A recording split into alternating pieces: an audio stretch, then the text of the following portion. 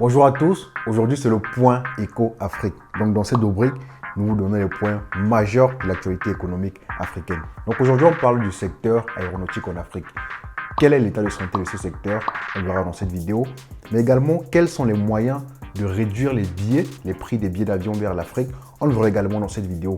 Et pour cela, et comme à l'accoutumée, on va s'aider d'un article de Jeune Afrique sur le sujet, ou du moins d'une paraphrase que j'aurais fait de cet article. Donc cet article nous donne la liste des pays interdits de vol en Europe, donc interdits de survoler le ciel européen. Et je l'utiliserai comme indicateur comme ça pour faire le décryptage de la santé du secteur aéronautique en Afrique. Donc allons-y avec l'article. Je rappelle, le décryptage c'est en deuxième partie. Première partie, lisons ensemble un résumé de l'article.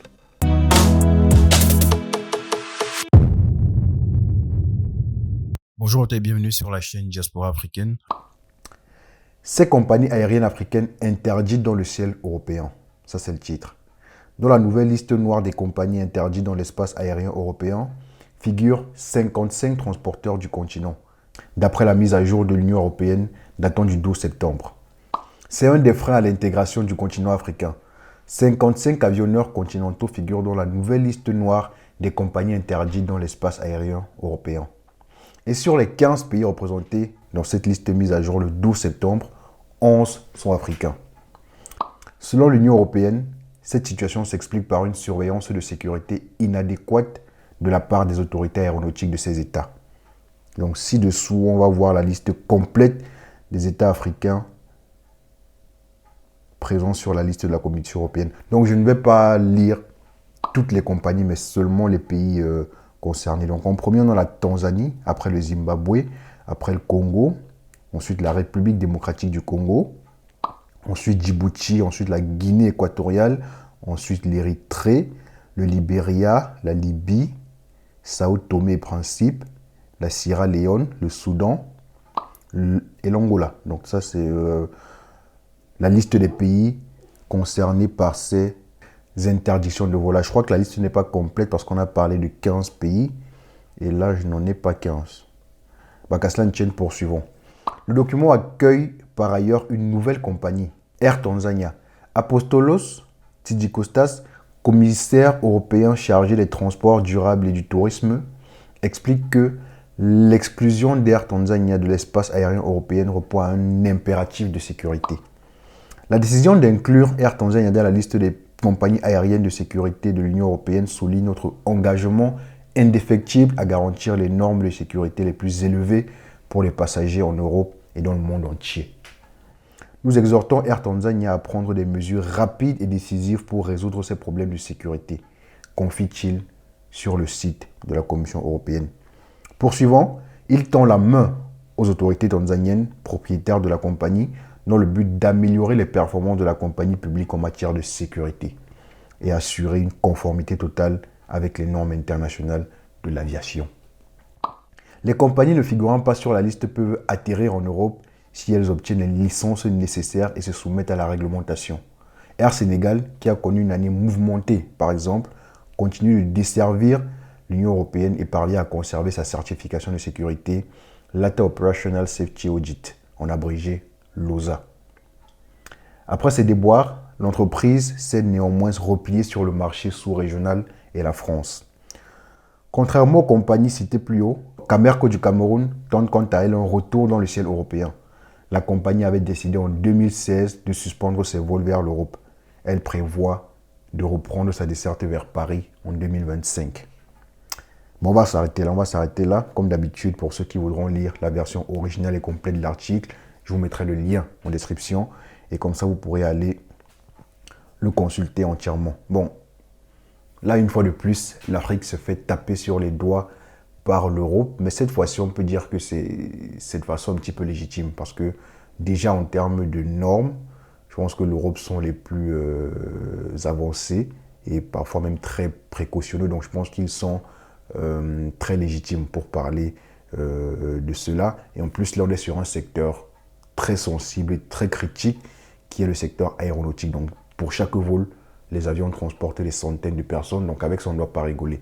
Donc, les Africains, les compagnies africaines devraient se mettre aux normes international dans ce secteur très sensible. Et même plus, l'Afrique doit même aller au-delà de ces standards et montrer qu'ils ont vraiment la volonté de garantir une sécurité dans ce secteur. Cela dit maintenant, je pense qu'il faut également se poser la question de la concurrence déloyale. On peut se poser la question d'une velléité, d'une volonté de ces commissions européennes ou même internationales là, de prendre comme ça des parts de marché dont l'Afrique pourrait bénéficier et les garder pour eux-mêmes. Parce que, vous savez, l'Afrique a tellement été magouillée, manipulée, et ça continue d'ailleurs, qu'il faut se méfier de tout. Et là, dans le cas d'espèce, ça serait quoi concrètement? Ça serait par une contre-expertise que je pense que ces compagnies-là devraient envisager, engager un processus de contre-expertise dans le cas où elles douteraient des conclusions faites par ces commissions internationales. Mais dans le cas où elles pensent qu'elles sont hors règle, elles peuvent se fier dessus. Mais si elles ont doute, si elles pensent qu'elles déploient les mesures de sécurité optimales, suffisantes pour garantir la sécurité des passagers, alors qu'elles demandent des contre-expertises et ne se fient pas uniquement à la parole de ces comités internationaux-là. Après, navré pour celles des organisations internationales qui travaillent honnêtement et de manière éthique.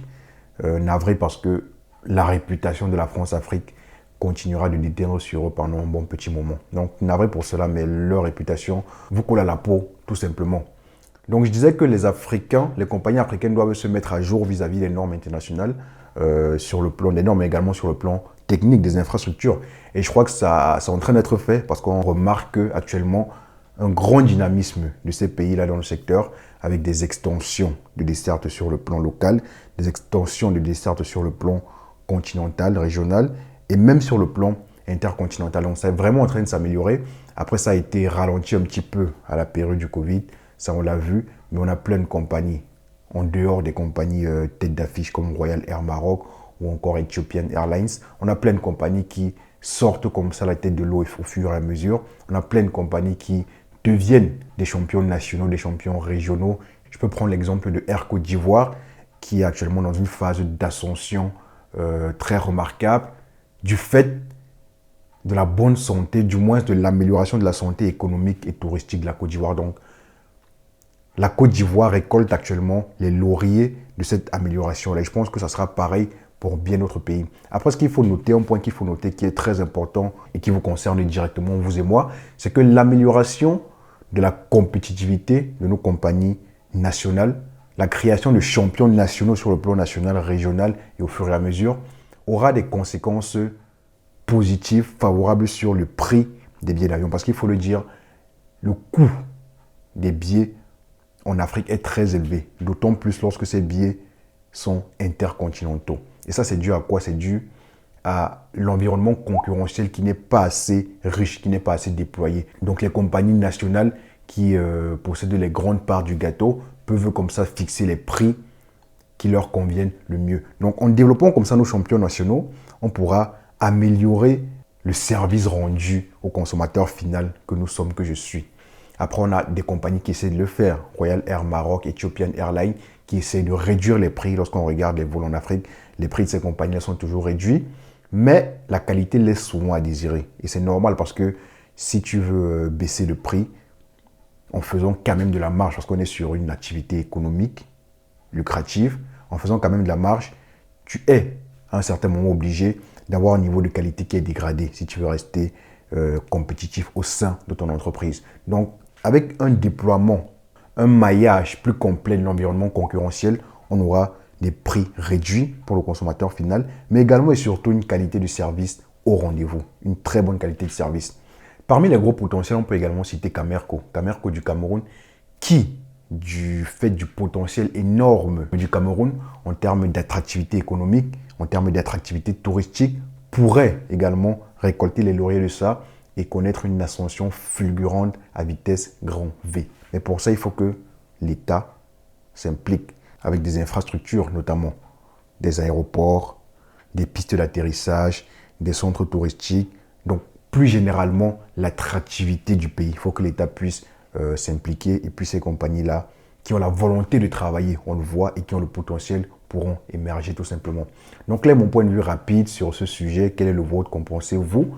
Ça m'intéresse énormément d'avoir votre point de vue sur le sujet. N'hésitez pas à vous déchaîner en commentaire. Et d'ici là, je vous souhaite une très bonne journée. Portez-vous bien. Salut.